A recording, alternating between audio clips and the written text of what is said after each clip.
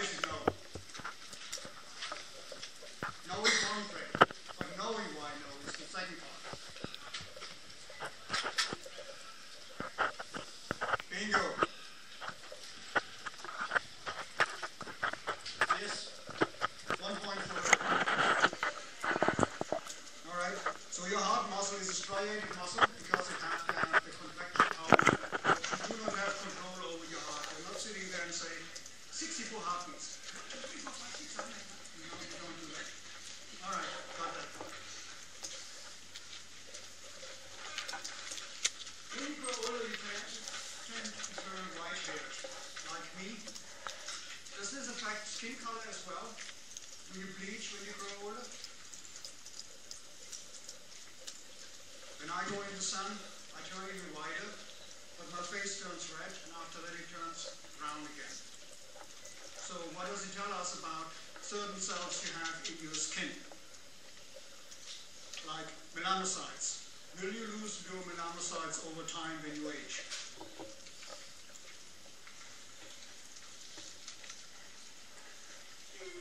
Yes, no, and maybe. What do you think? What is happening in your skin when you grow older? You see it getting more foldy, right? Which means there's a number of things that you lose.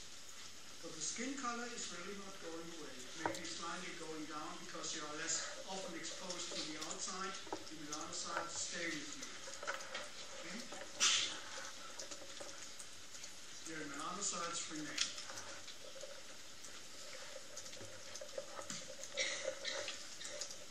Does it matter what you eat? Or is every food just food? You can gobble it in, you go to fast food, or you prepare your meal at home. Doesn't really matter. It always has exactly the same thing, calories and everything else you eat, but you need to be a little bit more choosy. And if you are a little bit more choosy, what are the things you really are looking for? What are the food content you're particularly interested in that is running under the quote, healthy food? Going to McDo and eating fries every day, is that healthy food? Good, yeah, we got that part. What would you eat instead when you go to McDo? You get yourself a salad. And they offer that now. What do you want to get out of salad? Vitamins, here we go. What else do you want to get out of your food? When you break it down, remember we go through all the stomach digestion. We take our proteins and chop them up into the amino acids, and then we run into certain problems. Not every food has every amino acid your body needs.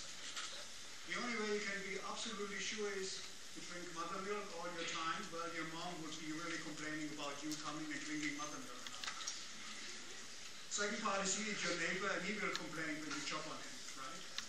So not every protein that is out there provided by nature has every amino acid you need. There's a bunch of amino acids which we call essential.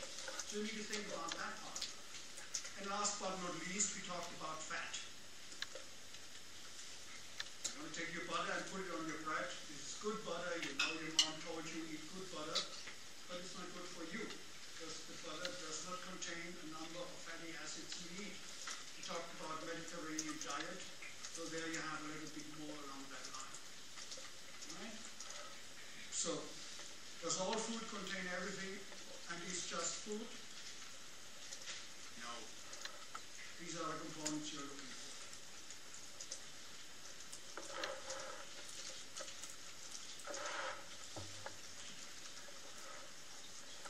So what do we really get of our pancreas? Why do we have a pancreas?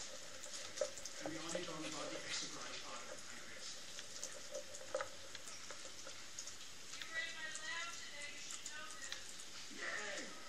Maybe they're a little bit tired now. You took too much energy out of them.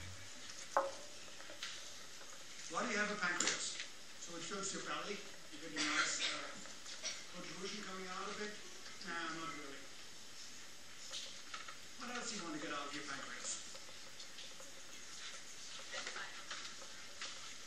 Enzymes. What kind of enzymes? They break food down. What kind of food are they breaking down? They want to have enzymes that are breaking down our proteins into amino acids. And these are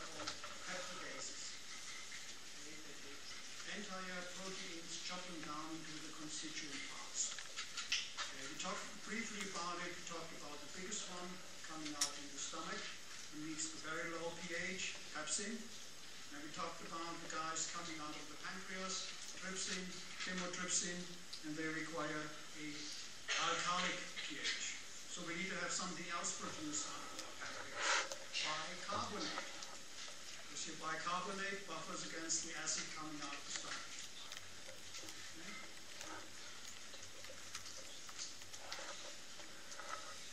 So this is really the two components you want to keep in the back of your mind. What is the exocrine function of the pancreas? Did you cover today in the lab the endocrine function as well?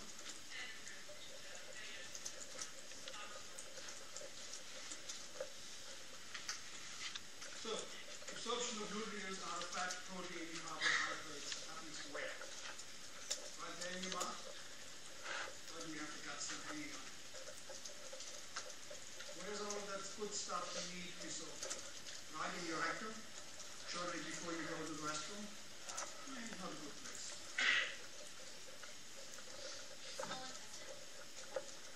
Small intestine.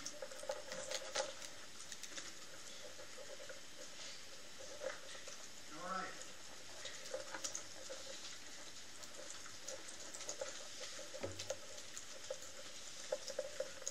What helps coordinate the information flow between different heart muscle cells? We talked extensively about it at 2 different lectures.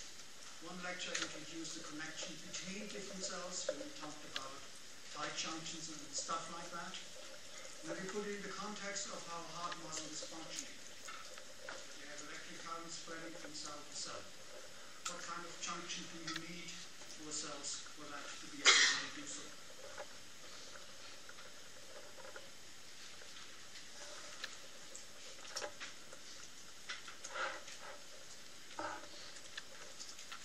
Anybody?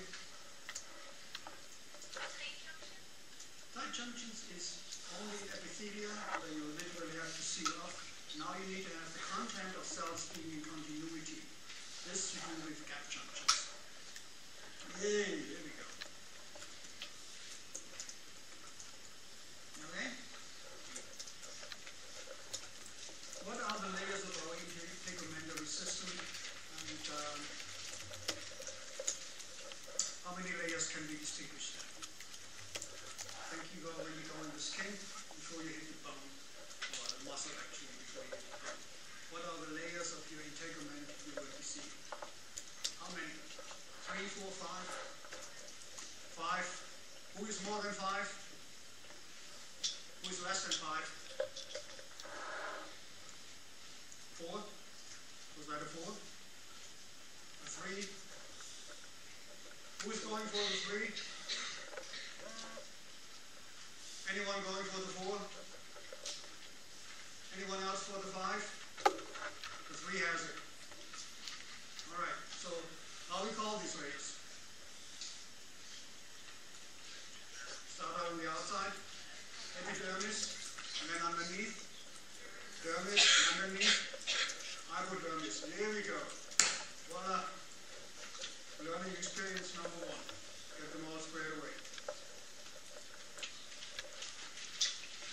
Alright. Jump a little bit into a different area.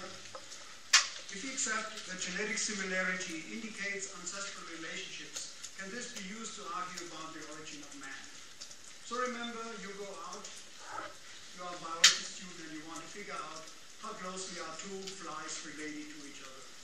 You basically take them, grind them up, look at their genes, display their genes, look how close the genes are, and then you can say, they are pretty close, that belongs to one species. They are slightly more separated, they are 2 different species. That's in a nutshell how we do it nowadays.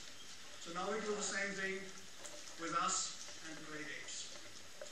And what do we find? We have a lot in common with our close living ancestors. Okay.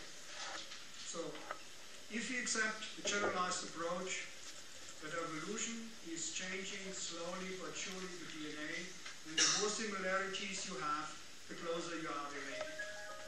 How do we know that for a fact? What is the closest relationship you have genetically among the people on this planet? Any one of you is a monozygotic twin?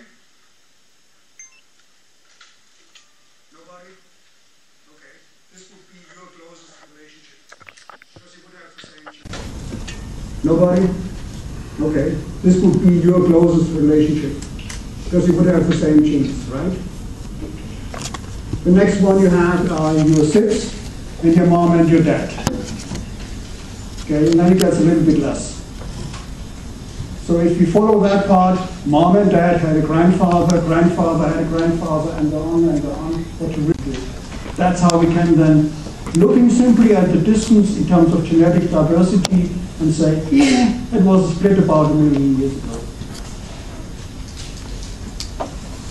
But one more point, I pointed out very extensively how we can really correlate that part is, we know exactly 2 chromosomes defined in big apes, chimpanzees, gorillas, and orangutans. They are fused together in the human to form a new chromosome. So we have 46, and all those guys have 48. Okay? So this is most in science considered to be a very good evidence, and I showed you all the details about it.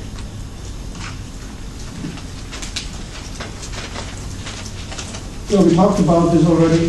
What do you think? How many genes do we have in common with the chimp? I know we don't like the idea, but yes, per percentage.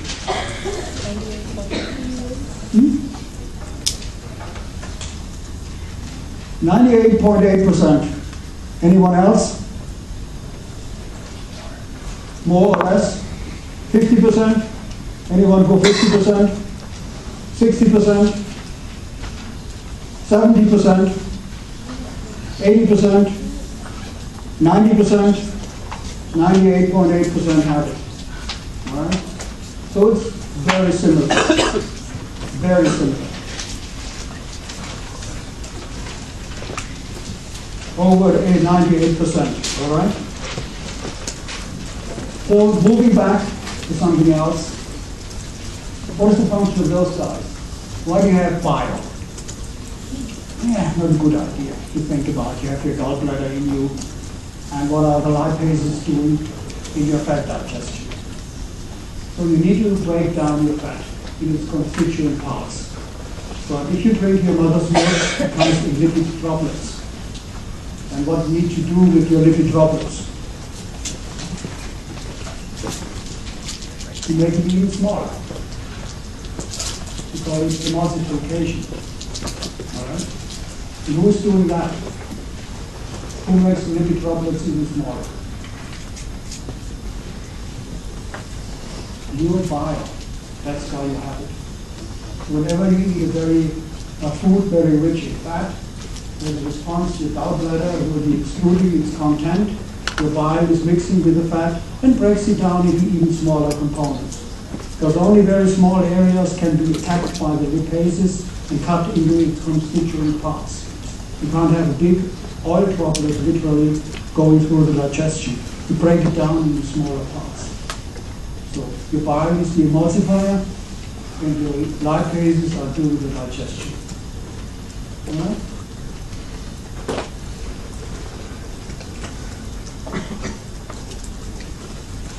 We talked about the problem of cancer only very short in the context of long-term homeostasis or cell replacement, and I mentioned the word metastasis. So what do you mean with that word? How does it work?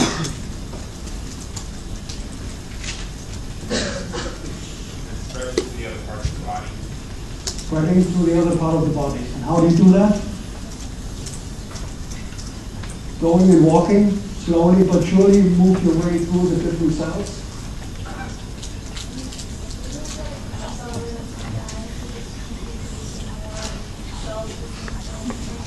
That is the proliferation of the same thing, but what we are now looking at is exactly what he's talking about, going from part A, where you started out as a cancer to proliferate, to part B, that is until now normal. And what you do is, you find a blood vessel, you hitch a right, you take the blood's own circulation system to go throughout the body, and then you find a nice wide place where you can get out of the blood vessel and build a second cancer.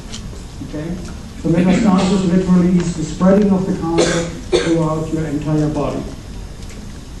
Okay? And what you need for it is essentially blood vessels. It's already there, it's a highway. It's like your I-80. You want to go from here to Des Moines, you're not driving over the cities, you're going on to I-80, right?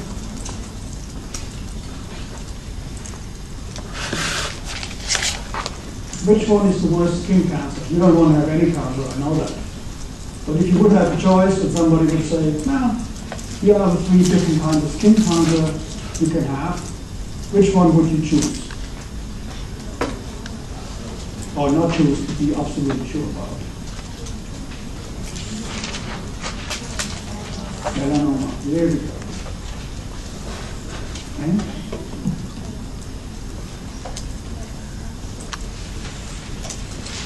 Staying within the cancer field, so what do you think is the highest incidence of new cancer per year? Breast cancer, pancreas, prostate, colorectal cancer.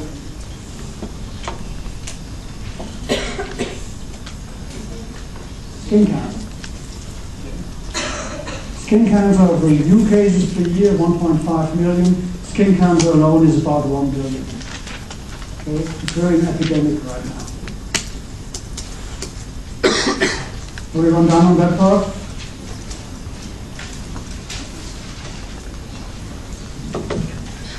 Now that is now a dead giveaway because we just went through the entire thing. Sudden changes in blood sugar, blood pressure, blood pH, blood temperature cause always what? It activates a regulation system. And how do we call that regulation system? A feedback loop. How do we call that feedback loop? A negative feedback loop. Okay. So you literally have a set point for all of that, and the negative feedback loop is regulating to go back to that set point. Precisely what you just heard about 20, whoa, already half an hour ago. Okay, it's lost already in the short-term memory. All right. But that's really the basic principle. Your entire body homeostasis is always following the same principle, with very, very few exceptions where you have a positive feedback loop, like if you go into labor, which would only hit about half of the class. Right? Because guys don't typically give birth. Okay. Are all substances produced in accessory glands of the digestive system secreted into the lumen? That's a trick question. So we talked already about the pancreas. We talked already what you get out of the pancreas. You want to get all your digestive enzymes coming out, and you want to get bicarbonate coming out to neutralize the acid from your stomach. Right? The pancreas is doing something else. Is it producing something else? Is it only what we call an exocrine gland? What would happen if I take out your pancreas? Actually, I go in and take out precisely only a subset of cells, called the beta cells. Because the alpha cells are the big guys who secrete all the rest, or we're looking at the beta cells. If I remove all of that, you would not live very long because you would have a problem in regulating your blood sugar. Are we now clear of what we're talking about? Blood sugar regulation is done by hormones. What is the hormone we are talking about? Insulin, right? So your insulin is produced in your pancreas. Okay, so there are hormones that are also produced that is not secreted out in your guts. Why would you want to do that? If you secrete your insulin in your guts, what would happen to the insulin? It gets digested. Has no effect. So we need to put it someplace else. Okay? The place else in this case is blood, because that's where we need it for the blood sugar regulation. Is that clear? Everyone with me?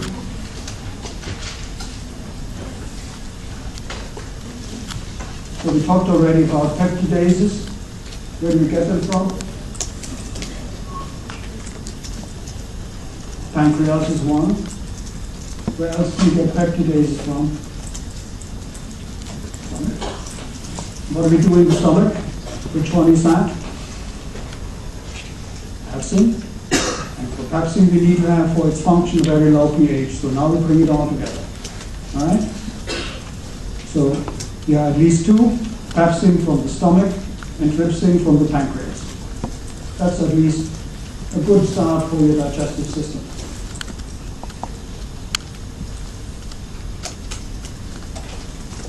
A little bit on the genetics. Okay. So how many variations in a given allele can be found in a person in a population? What is the max variation you can have? So I am a typical German Midwestern. I'm a mix of everything that ever was had genes in Europe. Everyone left a few genes in my area where I come from, Upper Rhine Valley.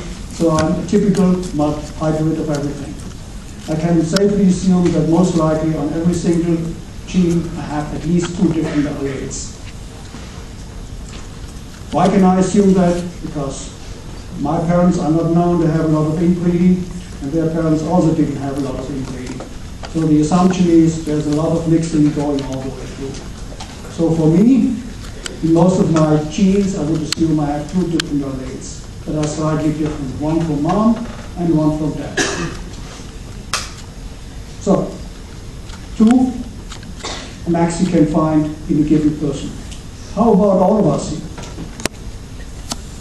We all look different, and we all look different because every one of us has different alleles of the same gene. So let's see, we have about roughly 130 people in here, something like that. Let's assume about 200 different alleles for every one of our 20,000 genes. There's a whole lot of alleles floating around here. Okay? That's why every one of us is different. Because everyone is a unique mix of different kinds of alleles. Okay? So in a nutshell, basically what we are talking about here is 2 in a person, unless you are really bred highly through inbreeding to homozygosity at every single allele, every single genes, and we're talking about hundreds in the population.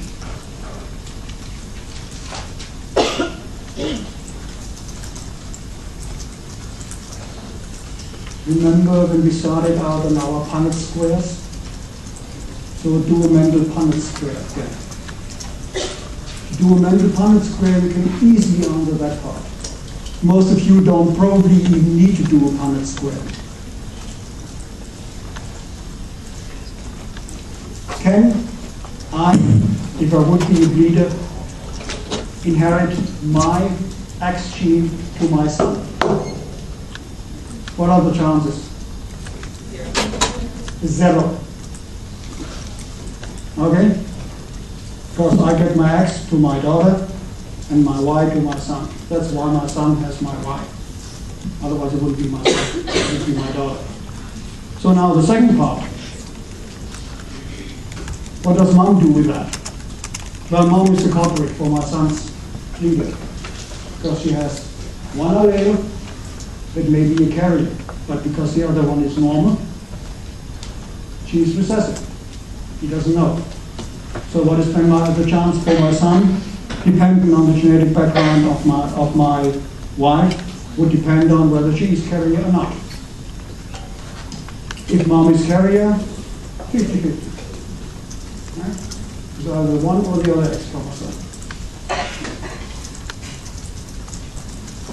Are we all with me again? It's going back to the very first hour. A little bit of genetics.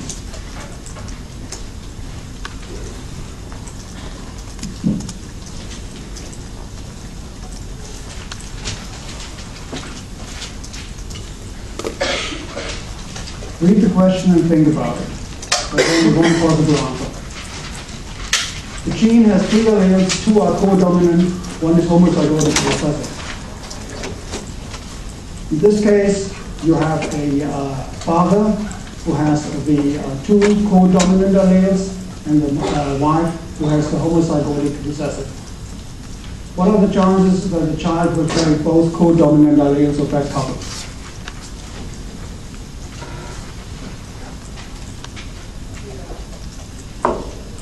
Remember, recessive, 2 alleles are then, in order to get that phenotype, codominance, you have the 2 alleles A and B. Now you cross the 2 alleles A and B with the 2 recessive alleles. You cannot get A and B out of it. You either can get one of the codominant or the other of the codominant co-localized with a recessive allele. The case we talked about was the ABO system, where we have the AB blood group and the O blood group, and really it doesn't work that way. You either would have A or B, but not A, B in the children. So the chances of getting something out of it where in a cross between one parent being homozygotic recessive for a gene and the other one has homozygotic codominance is 0.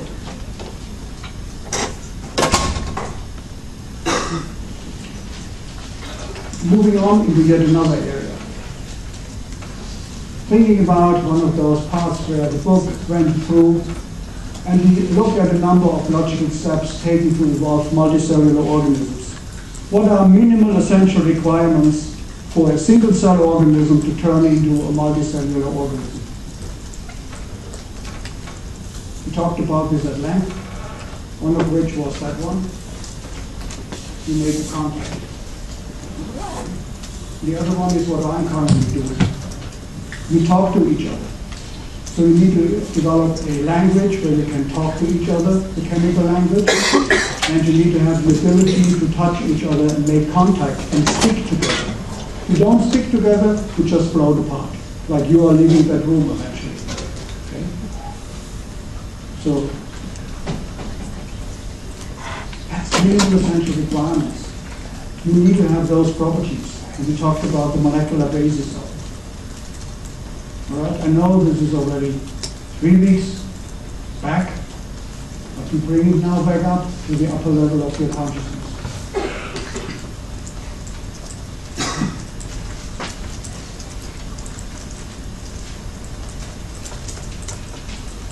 We went through evolution. We had a number of arguments why evolution is pretty much the only explanation in town that fits all the facts.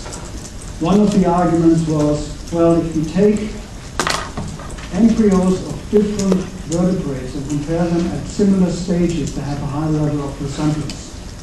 And then we discussed what happens with these embryonic structures as we move forward.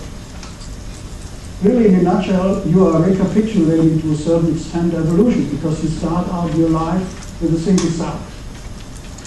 And you become a multicellular organism that is really shaped like a ball of cells and eventually undergo all the differentiation. But what I have in mind here in particular is this case. The gill arches that you find in fish that have gills attached to it, we developed the gill arches as an Anlage, but we turned them into your lower jaw, your hyoid bone. And what we did is we touched our larynx, and we all swallowed. We felt the darn thing is moving up because the hyoid bone is yanked up when you swallow.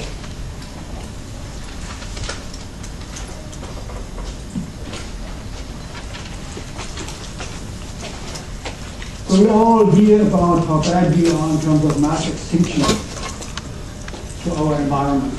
We're killing more species so that the boulevard was healthier than anybody before. Unfortunately, it is not quite right. What was the biggest mass extinction we know about, and who caused it? The dinosaurs, right? No, not really. What do you think?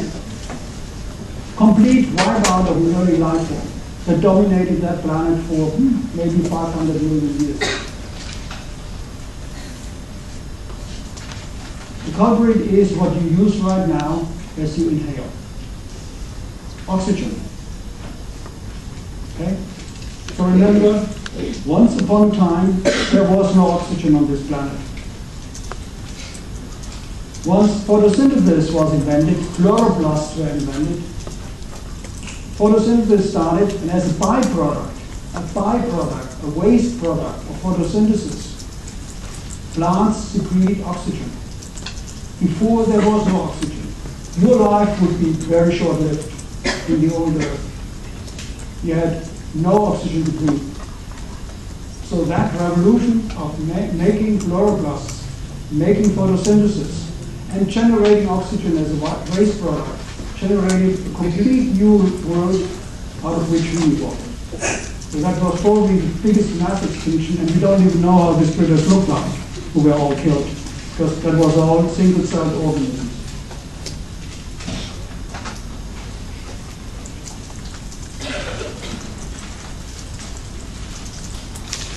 back to genetics. The things you shouldn't do, rather insist on marriage, because then you are turning into what is called isogenic. In other words, the two alleles we talked about that you get from mom and dad, all by a sudden are the same alleles. So what is then happening to you when you want to make gametes out of it? What variation would you have on these gametes? How many different kind of gametes with respect to that gene and those two isogenic alleles can you make? What degree of variation would you think you can produce? 20, 10, 5, 2, 1. You're isogenic. You have no variation anymore. So there's nothing what you can vary. It's one and the same allele on the two loci of your gene. Consequently, it will be the same on all of your gametes. If you suspected trisomy, what would you do? What would be the easiest way to identify the trisomy? Karyotype. There we go, the karyotype. You look at the karyotype. Okay. Maybe very simple a technique, but it still is out there and it has its efficiency, because you simply see, this chromosome comes in 3. That's why it's called a trisomy. Okay? Easy. A little bit more complicated. How do we correlate the phenotype and the genotype?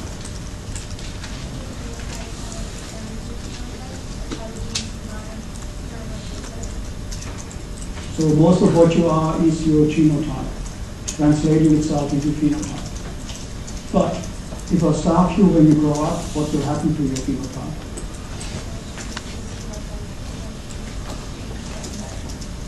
So we need to have the king need to work on that part, namely the most need, right? Okay. Because there is an influence of your environment on how your genotype is translating itself into your phenotype. Right?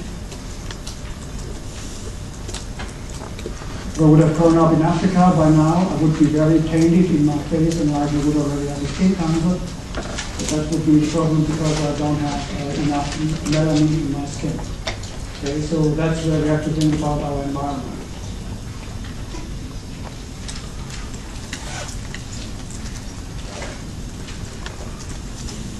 Remember, the female meiosis has the strange phase where you do mitosis 1, where you form a polar body and the egg with the nucleus, and then only when the sperm enters the egg, you are now undergoing the second division, where you can reduce the total number of your chromosomes down to the half set, so you can fuse it with your sperm.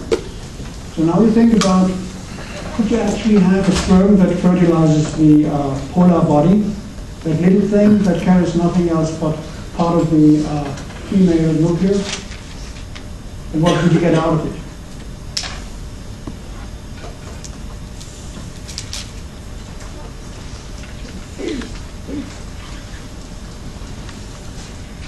A, it doesn't happen. B, if nature would really play a joke on you and let it happen, what would be the consequence out of it? Remember, your egg is undergoing the cell division as it travels through the entire oviduct down to the uterus. In order to do so, it needs to be supported by the egg yolk that is in the egg. The polar body has nothing. It would not even last long enough to undergo a few divisions. So even if there would, by accident, anything happening along that line, you would not, nothing would come out of it. Okay? Why do sperms have nitrosomes? So we can find a new way to name something really strange, and you have to learn that word. What would happen if the sperm has no nitrosome? It contains enzymes, and the enzymes are needed to penetrate into the egg. If you don't have nitrosome, You stand next to the egg and say, sorry, I'm here, but you have to open the door for me to let me in. So the acrosome is literally the key to get into the egg. Sperms without acrosome don't go into the next generation with their genetic material. Okay? Literally, you digest your way into the egg.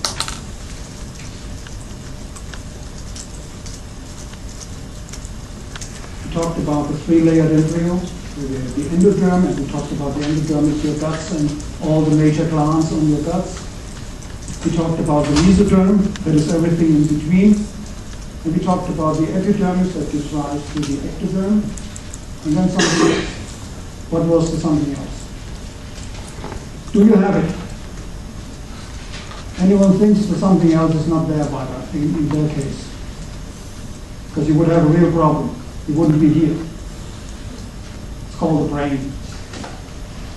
And I had once upon a time on my office a note of all the things I lost. I miss my brain the most. Right? So you don't want to miss your brain. They're not very funny. You're supposed to laugh about that part. Okay? So epidermis and brain are really coming together.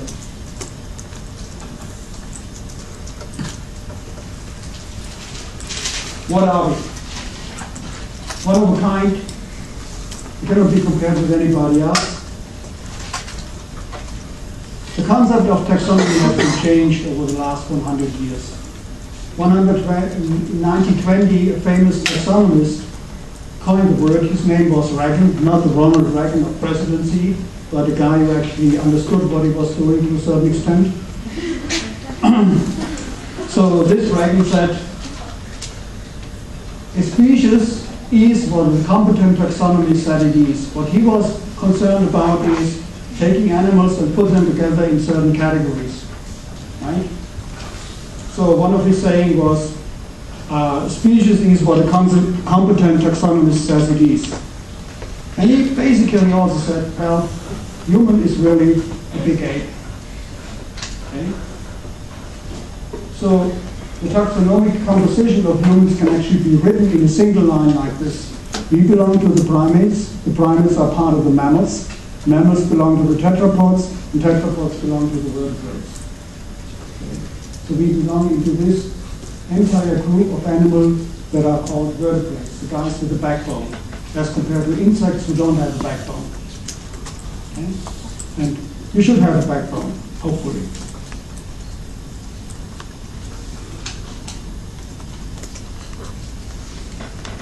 What is meant with genetic drift? If you sit in your car and you drive from here to Kansas City, is that genetic drift? No. Because most likely the people living in Kansas City and the people living in Iowa are the same ethnic mix, so you wouldn't add much to the genetic mix that is already out there. So what do you think when we talk about genetic drift?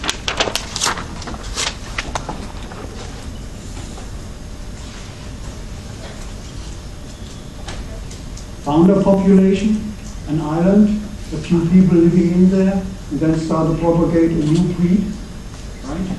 That's what we think about when we talk about genetic drift. A random isolation of a small population through a catastrophic event. For example, the continents are ripping apart, and a few isolated species happen to be on Madagascar. Since they can't pop against back into Africa, they evolved into their own line, and they became the lemurs. So lemurs as a group is only in Madagascar. That's the background for that. That's one of the little bit more complicated components I want you to think about it.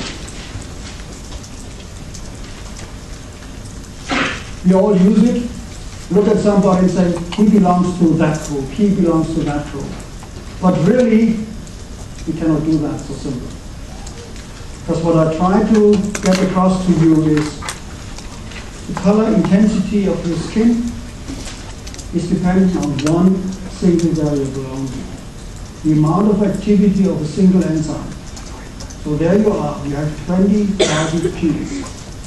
And now you want to make conclusion about the function of somebody based on the activity of a single gene that in addition is regulated by sunlight. Because if I go up to the North Pole, I turn really pale. If I would live in the equator, I would be a little bit more colorful.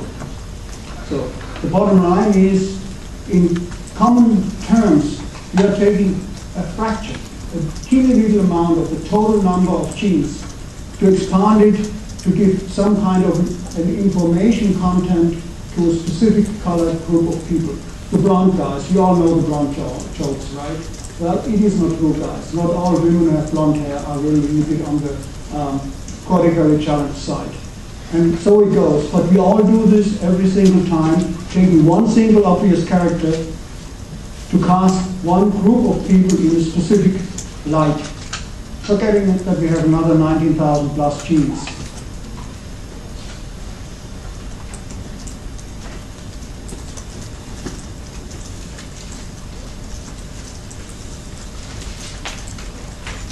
Assume it's not late in the party. Assume you are still there and your cortex works and you have not so much alcohol that whatever you talk about is meaningless. What would you say?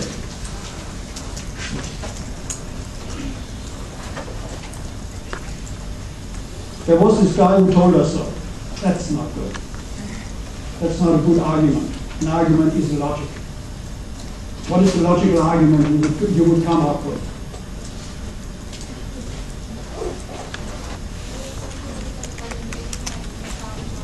Carbon dating is a good one.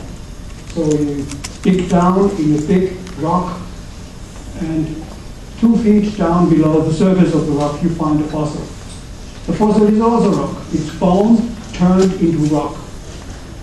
What do you think how long it takes before your bone, when you die, turns into rock? 2 weeks? 5 years? Think twice about it. We are talking about thousands of years.